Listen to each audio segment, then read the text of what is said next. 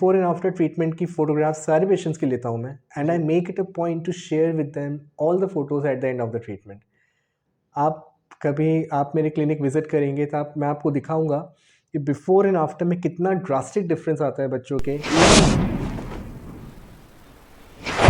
आज हमारे बीच हैं doctor Kunal Agarwal sir. Sir dental की फील्ड में काफ़ी अच्छा कर रहे हैं। सर का खुद का क्लिनिक भी है जो भोपाल में स्थित है। सर सबसे पहले हम आपके बारे में जानना चाहेंगे। Okay, so thank you for the introduction. तो ज़्यादा कुछ तो मैं नहीं बोलूँगा अपने बारे में। तो मैंने 2006 में all India PMT exam crack किया था, एंड उसके बेसिस पे I got a seat in Maulana Azad institute of dental sciences new Delhi. वहाँ से मैंने अपना ग्रेजुएशन करा है, बैचलर ऑफ डेंटल सर्जरी। तो 2011 में आई गॉट पास्ड आउट। फिर उसके बाद मैंने पढ़ाई करी नीट एमडीएस की प्रिपरेशन के लिए। तो 2013 में I got 46 rank all India. तो उसमें मेरा सिलेक्शन हुआ था in general category, and through that I got a seat of my own choice, that is orthodontics from government dental college Bangalore. और उसके बाद फिर 2016 ऑनवर्ड्स मैं क्लिनिक पे खुद ही क्लिनिक इस्टेब्लिश किया यहाँ पे, एंड 2016 दिसंबर से मैंने अपनी प्रैक्टिस स्टार्ट करी। तो अभी दिसंबर कुछ 2-3 हफ्तों पहले ही इस क्लिनिक को 8 साल हुए हैं कंप्लीट। Long time. सर सबसे पहले मैं जानना चाहूँगा बच्चों में कैसे टीथ प्रोसेस होता है, मतलब कैसे टीथ डेवलप होते हैं। एक्चुअली आजकल देखा गया है कि काफ़ी सारे बच्चों को टीथ की प्रॉब्लम्स होने लगी है। उसका बेसिक रीज़न जो मुझे लगता है, मेरे एक्सपीरियंस में जो मैंने देखा है, कि आजकल बच्चों की फूड हैबिट्स बहुत चेंज हो गई है। Not only in this generation but अपने पेरेंट्स के भी पेरेंट्स भी, मतलब आप कह सकते हो पिछले 3-4 जनरेशन से थोड़ी फूड हैबिट्स काफ़ी चेंज हो गई है वर्ल्ड ओवर। पहले के लोग क्या करते थे, वो लोग कच्चा खाना ज़्यादा खाना पसंद करते थे, सलाद वाला ज़्यादा होता था फूड आइटम्स अपने खाने में। लेकिन ओवर पीरियड ऑफ टाइम जब से प्रोसेस्ड फूड की चाल चलन पॉपुलैरिटी ज़्यादा बढ़ी है, तो बच्चों को लगता है कि कम से कम मेहनत में ज़्यादा टेस्टी फूड खाने को मिले। मैं कहना चाहता हूँ जंक फूड के बारे में। तो आजकल आपने भी देखा होगा काफ़ी बच्चे जंक फूड के की तरफ ज़्यादा आकर्षित होते हैं, maybe because of the taste, maybe because of the presentation, कैसे बनाते हैं उसको, एडवर्टीजमेंट्स कैसे करते हैं। तो बच्चे specially teenagers, early 20s mid 20s वाले लोग इसको खाने के लिए ज़्यादातर प्रेरित हो जाते हैं, although source is not authentic. हमें सबको पता है कि जंक फूड खाना is not good for the health, but still we get attracted towards it, just I think by the way how they market it. So because of the soft food in our diet ना, अपने muscles को, दांतों को ज़्यादा मेहनत करने की आजकल ज़रूरत नहीं पड़ती है। तो ऐसा देखा गया है कुछ जनरेशन्स में, पिछले कुछ जनरेशन में, जैसे मैंने बताया, जॉ का साइज़ छोटा होता जा रहा है, दांतों का साइज़ वही है। तो it's a simple logical thing. कोई भी बड़ी चीज़ छोटी जगह पे कैसे कम्युनिकेट होगी, क्योंकि जॉ का साइज़ छोटा हो गया है, दांत उतनी साइज़ के हैं। दैट इज़ द रीज़न आजकल इतनी क्राउडिंग, इतनी इरेगुलरिटी मिलने लगी है अपने को बच्चों को। सर तो इसका फिर जो टीथ अलाइनर होते हैं, इसका क्या क्या सोल्यूशन हो सकते हैं। Braces treatment is the only solution for such patients. Actually अलग अलग एज ग्रुप में अलग अलग ब्रेसेस ट्रीटमेंट की ज़रूरत पड़ती है। Braces is a comprehensive treatment basically. Braces सिर्फ दांतों को अलाइनमेंट ठीक नहीं करता। आप कह सकते हो ब्रेसेस ट्रीटमेंट जो बच्चे करवाते हैं उनके ओवरऑल हेल्थ, दांतों की जो हेल्थ है, ओरल हेल्थ जो है, वो बहुत हद तक ठीक हो जाती है। क्योंकि क्राउडिंग वाले जो दांत होते हैं या दांतों के बीच में स्पेसेस अगर होते हैं, तो सबसे पहले बच्चों में कॉन्फिडेंस की कमी होती है। स्पेशली जिनके, आपने अगर देखा हो, कोई बच्चे ब्रेसेस लगा के घूम रहे होते हैं, या बिना ब्रेसेस वाले बच्चे भी, किसी के दांत बड़े हैं सामने, कोई खरगोश जैसे दांत लेके घूम रहा होता है। तो स्कूल में मैंने देखा कि काफ़ी बच्चे मेरे पास आते हैं, पेरेंट्स आते हैं, कंप्लेंट करते हैं कि सर हमारे स्कूल में बच्चों का मजाक उड़ाया जाता है कि तुम्हारे कैसे बग्स बनी जैसे दांत हैं। तो वो सब सुनते सुनते बच्चों का ना सेल्फ कॉन्फिडेंस थोड़ा सा डगमगा जाता है, जैसे जैसे बच्चे थोड़े बड़े होते हैं। तो जो सही उम्र है ब्रेसेस ट्रीटमेंट की, वो टीनेज में ही शुरू हो जाती है। मोस्टली ऑर्थोडोंटिस्ट चाहते हैं कि जो परमानेंट दांत हैं बच्चों के, सारे एक बार इरप्ट हो जाए अपनी जगह पे, उसके बाद अपन ब्रेसेस ट्रीटमेंट स्टार्ट कर सकते हैं। Well, it depends upon person to person. किसी किसी पेशेंट में डेंटोफेशियल ऑर्थोपेडिक्स ट्रीटमेंट की ज़रूरत पड़ती है, ब्रेसेस से नेक्स्ट लेवल। ब्रेसेस से अपन सिर्फ दांतों को ट्रीट करते हैं, दांतों का करेक्शन करते हैं, इरेगुलरिटी ठीक करते हैं। बट डेंटोफेशियल ऑर्थोपेडिक्स, जैसे कि नाम से जान सकते हैं, dentofacial facial. Orthopedics means we are doing something with the jaws of the jaw. Bone, है ना। सो डेंटोफेशियल ऑर्थोपेडिक्स में कुछ कुछ बच्चों में लोअर जॉ थोड़ा सा कम डेवलप्ड होता है, अंडर डेवलप्ड होता है, तो उसका ट्रीटमेंट भी पॉसिबल है। टीनेज में बच्चों में प्यूबर्टी आती है, एकदम से ग्रोथ बहुत ज़्यादा बढ़ती है बच्चों की, प्यूबर्टी आपने नाम सुना होगा। जी। तो उसी उसी समय पे अगर अपन डेंटोफेशियल ऑर्थोपेडिक का ट्रीटमेंट इंस्टीट्यूट करें बच्चों में, तो बहुत प्यारे रिजल्ट्स आते हैं, बहुत जल्दी, बहुत प्यारे, बहुत अच्छे और बहुत लंबे समय तक स्टेबल रहने वाले रिजल्ट्स आते हैं। जी। एंड ब्रेसेस के साथ साथ अपन दांतों का, जैसे मैंने बोला, दांतों की overall health we can improve. Braces treatment से अपन जो गम्स में होने वाली प्रॉब्लम है उसको ठीक कर सकते हैं। जब दांत इरेगुलर होते हैं, दांतों के बीच में गैप्स होते हैं, तो कुछ कुछ बच्चे कुछ शब्द ढंग से नहीं बोल पाते, जैसे श को स बोलते हैं, जी। या कुछ डिफ़िकल्ट वर्ड ढंग से प्रोनाउंस नहीं कर पाते।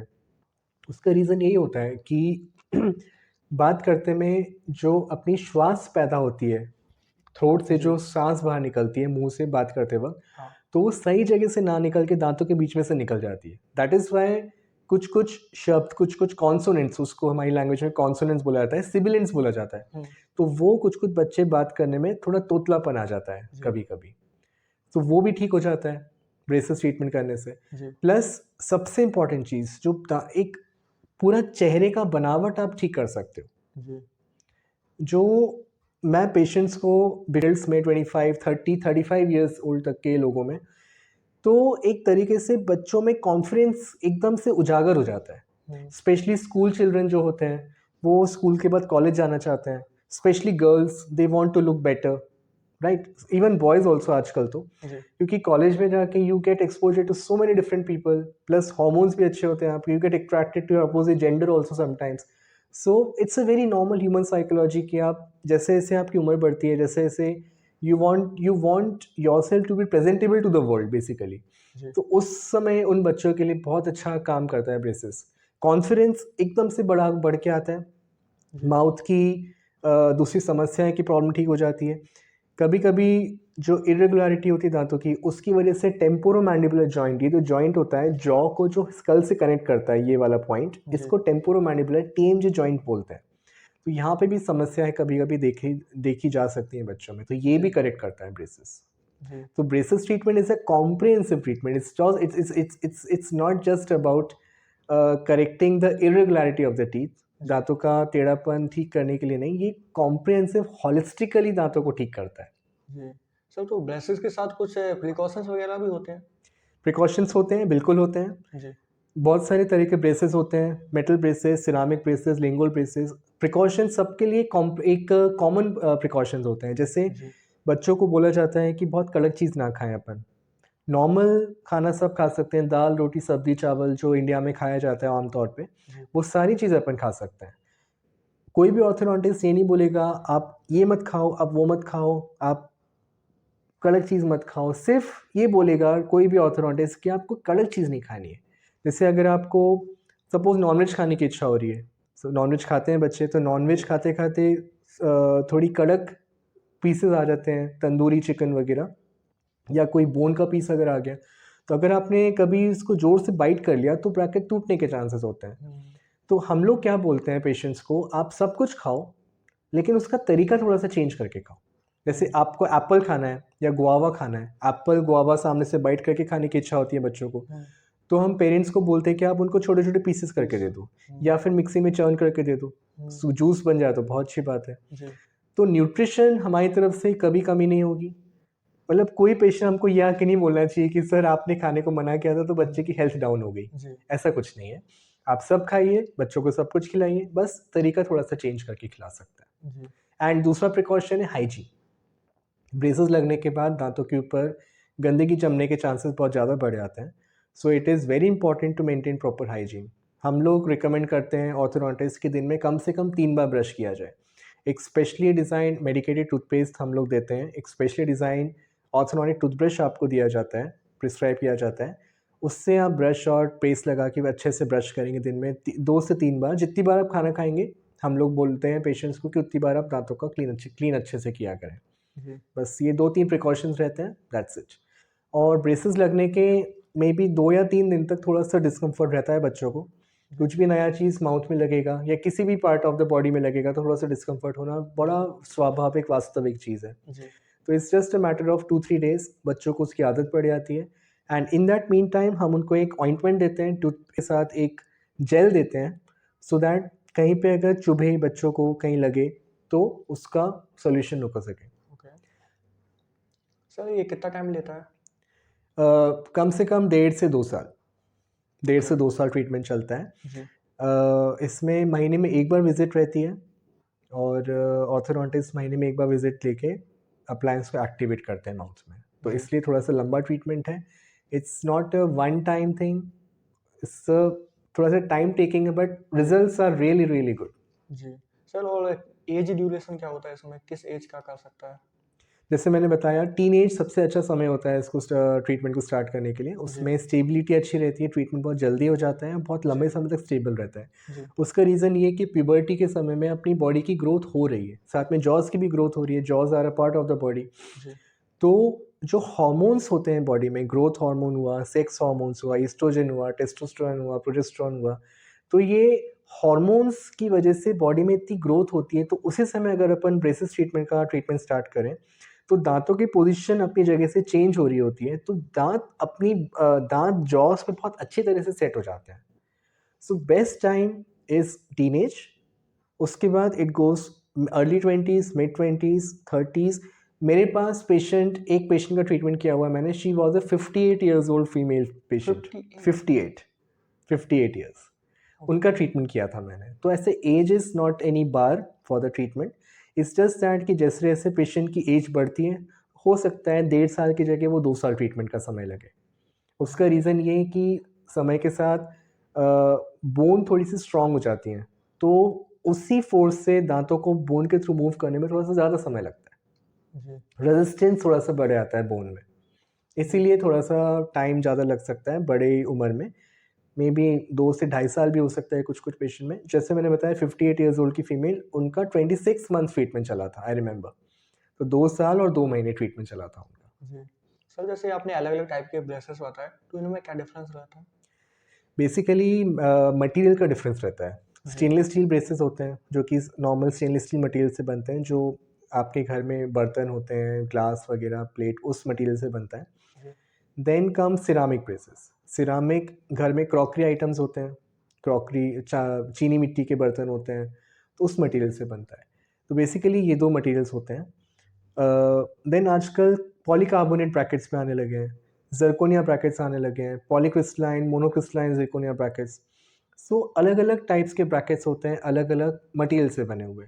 तो अगर कोई बच्चा एस्थेटिकली ज़्यादा कॉन्शियस है, मतलब वो चाहता है कि उसको दिखे ही ना कुछ भी कि हुँ, सामने से कुछ ब्रेसेस, कुछ ट्रीटमेंट चल रहा है दाँतों पे, हुँ। तो ऐसे पेशेंट्स को यूजुअली हम सिरामिक ब्रेसेस रिकमेंड करते हैं अपनी तरफ से। जी, क्योंकि वाइट कलर के होते हैं, सिरामिक इज़ वाइट कलर, तो वो दाँतों के कलर में ब्लेंड हो जाता है। हुँ, तो जैसे आप और मैं बैठ के बात करें तो जी। बहुत ऐसा विशेषली दिखेगा नहीं हाँ, विज़ुअल कि नहीं कुछ होगा। ट्रीटमेंट चल रहा है, विज़िबल नहीं होता। तो जी, एस्थेटिकली कॉन्शियस बच्चों में ज़रूरत पड़ती है। जी, नहीं तो काम सभी ब्रेसेस इक्विवेलेंट करते हैं। मेटल ब्रेसेस भी वही काम करेगा, सिरामिक ब्रेसेस भी वही काम करेगा, बट डिफरेंस थोड़ा-सा एस्थेटिक्स का है। जी, लिंगुअल ब्रेसेस होते हैं, दाँतों के पीछे तरफ से लगते हैं, लेकिन वो बीच में बहुत पॉपुलर हुए थे। अभी आजकल इतना ज़्यादा चाल-चलन उनका थोड़ा कम हो गया है बिकॉज़ दाँतों के पीछे से लगेंगे तो टंग में बहुत इंटरफेयर करता है वो।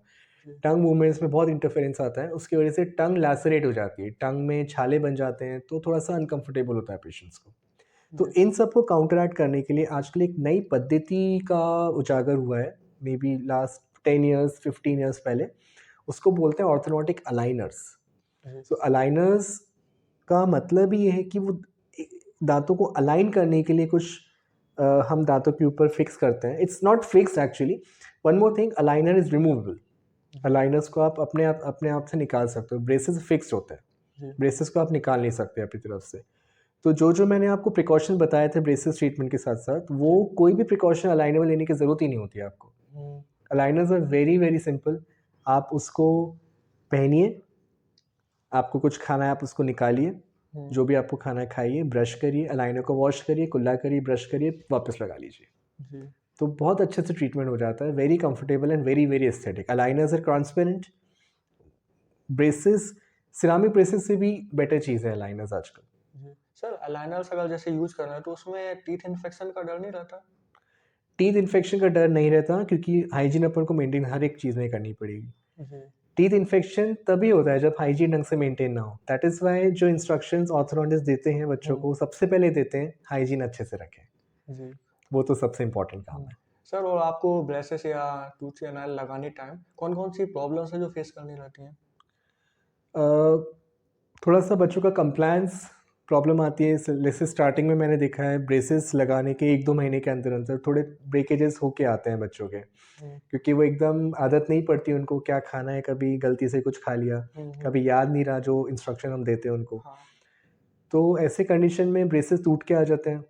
कभी-कभी बच्चों में इमरजेंसीज़ भी हो जाती हैं, ब्रेसेस ऐसी जगह से टूटा है जो वायर कंपोनेंट होता है वो शार्प होता है, तो वो कहीं चुभ रहा है, कहीं चुभ रहा है, तो उसकी हाँ वजह से हमको इमरजेंसी में बुला के उसको रिपेयर भी करना पड़ता है। हम्म, या कई बार ये भी हुआ है कि कुछ पेशेंट्स जो खुद सेल्फ मोटिवेटेड नहीं होते ट्रीटमेंट करवाने के लिए, उनके हाँ ऊपर ज़बरदस्ती थोपा जाता है ट्रीटमेंट पेरेंट्स की तरफ से, तो वो अपॉइंटमेंट के लिए आते ही नहीं है फिर। ऐसा भी बहुत कम होता है, बहुत रेयरली होता है, लाइक जी 50-60 पेशेंट में से एक आध ऐसे निकल के आता है कभी-कभी।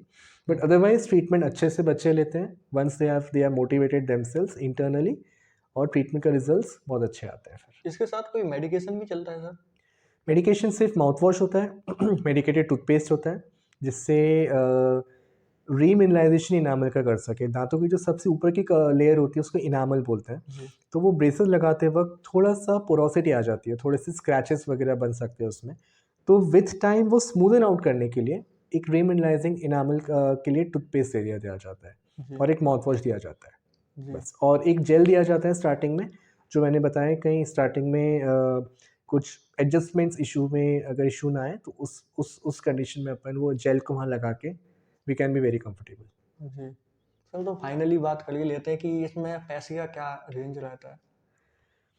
एक्चुअली ब्रेसेस ट्रीटमेंट बहुत चीज़ों पे डिपेंड करता है कॉस्ट के बेसिस पे।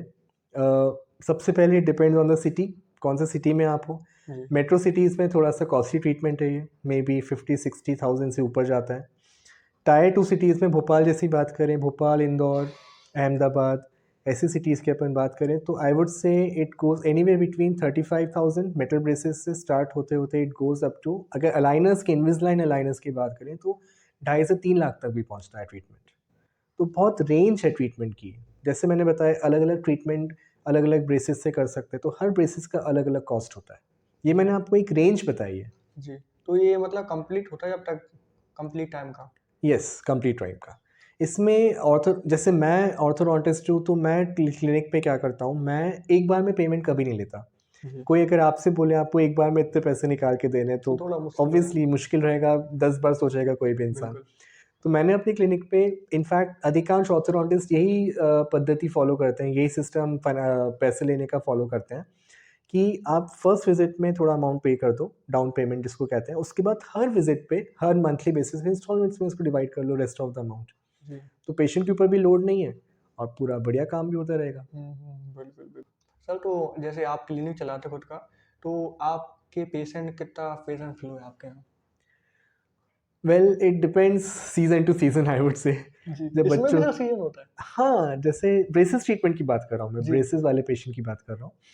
जैसे एग्ज़ाम्स ख़त्म हो जाते हैं बच्चों के, तो गर्मी की छुट्टियों में अच्छा बिज़ी रहता है हमारा। देन ठंड में थोड़ा-सा कम हो जाता है कह सकते हैं। जब एग्ज़ाम टाइम होता है, फ़रवरी, मार्च, उस समय थोड़ा कम हो जाता है। उस समय जो पेशेंट्स को हम अपॉइंटमेंट दे चुके होते हैं, जिनका ट्रीटमेंट ऑलरेडी चल रहा होता है, वो खुद ही एग्ज़ाम के चक्कर में नहीं आ पाते। तो वो थोड़ा-सा लीन सीज़न जाता है। तो डिपेंड्स पर्सन टू पर्सन, जिसका जितना क्लिनिक रन कर रहा है उसके ऊपर डिपेंड करता है कि जितना एक्सपीरियंस है पेशेंट को हैंडल करने का, जितना एज है डॉक्टर की, बहुत चीज़ों पे मैटर करता है वो, और किस लोकेशन में आपका क्लिनिक है वो भी मैटर करता है। जी जी तो ये बड़ा सब्जेक्टिव क्वेश्चन है ये। तो सर, आप अपनी क्लिनिक पे कौन से इंस्ट्रूमेंट हैं जो यूज करते हैं, और कुछ नया आपने कुछ लाया हो? इंस्ट्रूमेंट्स मैं अपनी क्लिनिक पे सारे ब्रांडेड यूज़ करता हूँ, कोई भी चाइनीज़ मटेरियल या कोई भी लोकली मैन्युफैक्चर्ड मटेरियल मैं यूज़ नहीं करता, बिकॉज़ आई बिलीव भले ही आपका इन्वेस्टमेंट थोड़ा-सा ज़्यादा हो, जी महँगे इंस्ट्रूमेंट्स हों, लेकिन काम अच्छा हो पेशेंट का। बिल्कुल। ये मेरा मोट्टो है क्लिनिक में काम जी, करने का। काफ़ी अच्छा है। एंड उससे भी अच्छी बात है, मैं जो काम करता हूँ braces treatment is like my passion. मुझे अच्छा वाह! लगता है बच्चों को कॉन्फिडेंटली देखना, जी, उनकी जर्नी में एक हिस्सेदार बनना। बिल्कुल। तो वो एक मेरे को इंटरनल ड्राइव देता है बच्चों को खुद को मोटिवेट करने के लिए, ट्रीटमेंट करने के लिए। जी, तो रिसेंटली अभी कुछ महीनों पहले मैंने एक स्कैनर परचेज़ किया था। जी, आजकल एक नया इंस्ट्रूमेंट आया है मार्केट में, it's quite costly obviously. So that is a digital dentistry, it's a revolution in digital dentistry. So एक इंट्राओरल स्कैनर कहते हैं उसको, it's a 3 dimensional intraoral scanner, वो मैंने अभी रिसेंटली परचेज़ किया है। मेबी आप नेक्स्ट टाइम कभी मेरे पास क्लिनिक पे आओगे तो मैं जी, आपको डेमोंस्ट्रेशन दूँगा उसको कि कैसे यूज़ करते हैं। बिल्कुल। सो उसमें क्या होता है, एक कैमरा माउथ में डालते हैं, high intensity LED lights mouth में डालते हैं, एक काफ़ी इतना छोटा-सा पोर्टेबल इंस्ट्रूमेंट होता है that is put inside the mouth, और सभी दाँतों को कैप्चर करके आप कंप्यूटर स्क्रीन पे देख सकते हो। वाह! मतलब आप 3 डायमेंशन तरीके से आप देख सकते हो कि टूथ में ये प्रॉब्लम है, इस जगह से आपको स्क्रीन पे घुमा के देख सकते हो। देन मतलब it's a good consultation tool basically. आप पेशेंट को स्कैन करो, माउथ हुँ, स्कैन करो, जी। आप वहीं के वहीं पेशेंट को समझा सकते हो कि ये प्रॉब्लम है आप में। हुँ, एंड आजकल प्रोस्थेटिक डेंटिस्ट्री में इम्प्लांट्स में जैसे बच्चों के तो नहीं खैर, मिडल एज या बड़े लोगों के कुछ-कुछ दाँत बीच में गायब हो जाते हैं या हाँ, एक्सट्रैक्ट करना पड़ता है किसी रीज़न से। तो इम्प्लांट या प्रोस्थोडोंटिक ट्रीटमेंट में जैसे partial denture, fix partial denture बनाने के, कैप लगाने के, क्राउन लगाने के काम बहुत आता है वो, अलाइनर्स के काम बहुत आता है वो। आई एम एन ऑर्थोडोंटिस्ट, तो मैंने बेसिकली वो इंस्ट्रूमेंट अलाइनर्स पर्पज़ के लिए खरीदा था जब खरीदा था। जी, तो उससे एक्यूरेसी बहुत बढ़ गई है पेशेंट के ट्रीटमेंट में, वर्कफ्लो बहुत स्ट्रीमलाइन हो गया है, बहुत क्विक क्विक हो गया है। पहले जो काम मुझको करने में आधा घंटा लगता था, वही काम मैं 10 मिनट में कर लेता हूँ। वाह! प्लस एक्यूरेसी बहुत बढ़ गई है उसमें। जो काम लैब्स आउटसोर्स करना पड़ता है क्राउन एंड ब्रिज बनवाने के लिए, हाँ, इम्प्लांट लगवाने के लिए, ये सब हमको पहले आउटसोर्स करना पड़ता है लैब में। जी, पहले हमको इम्प्रेशन लेना पड़ता था, माउथ का एक नेगेटिव इम्प्रेशन लेके उसको भेजना पड़ता था। स्कैनर से, since it is complete everything is digital nowadays, तो जी, स्कैन किया, उसका एसटीएल स्टीरियोलिथोग्राफिक फाइल कहते हैं, कंप्यूटर में सेव हो गई, उसको आपने ईमेल करके या गूगल ड्राइव के थ्रू आपने लैब को भेज दिया। हाँ, मतलब आपका एक इतना सिग्निफिकेंट स्टेप बीच का बच गया। बच गया, एवरीथिंग इज़ इलेक्ट्रॉनिक नाउअडेज़। बिल्कुल। तो उससे एक्यूरेसी बहुत अच्छी आ गई है, हुँ, उससे आपका वर्कफ्लो बहुत अच्छा हो गया, जी, स्ट्रीमलाइन हो गया, और हुँ, आपका टाइम बहुत सेव हो जाता है उससे, बहुत ज़्यादा, फ़ास्ट और हो गया। बहुत फास्ट हो गया ये। ये काफ़ी कॉस्टली चीज़ है, बहुत सारे ब्रांड्स आते हैं स्कैनर में, तो इट डिपेंड्स कौन-सी प्रेफ़रेंस किसकी है, तो बिल्कुल, वैसा रहता है। जी। थैंक यू सर, आपसे बात करके बहुत बहुत अच्छा लगा और माय प्लेज़र, जी, बहुत my pleasure, my ji. Pleasure. Sir मैं ज़रूर चाहूँगा कि अगली बार हम और अच्छे क्वेश्चन के साथ आपके साथ बात करें और बिल्कुल। पब्लिक को और अच्छा नॉलेज दे सकें।